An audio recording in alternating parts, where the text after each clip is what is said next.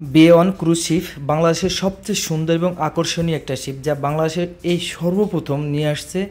বে-ওয়ান cruise শিপটা এটা কিন্তু কোনো ব্যক্তি মালিকানা না, এটা হচ্ছে সরকারি। এটা সরকার যে পর্যটন খাতে যে বিনিয়োগগুলো করে থাকে সেই জায়গা থেকে কিন্তু এই শিপটা আনা হয়েছে। এটা জাপান থেকে আমদানি করা হয়েছে এই শিপটা। এটা শুধু বাংলাদেশে না, সারা বিশ্বের মধ্যে সবচেয়ে বিলাসবহুল যে শিপগুলো রয়েছে এগুলো যেহেতু প্যাসেঞ্জার শিপ, তদ্রূপ এটা সবচেয়ে বিলাসবহুল শিপের মধ্যে অন্যতম একটা। এই শিপটা প্রতি বছরের নভেম্বর থেকে মার্চ মাস পর্যন্ত চলাচল করে। এটা চট্টগ্রাম পতেঙ্গা এয়ারপোর্টের নিকট, অর্থাৎ চাইনিজ গেটের উপরে আর 15 নম্বর ঘাটের নিচে, এখান থেকে ছেড়ে যায় সেন্ট মার্টিন।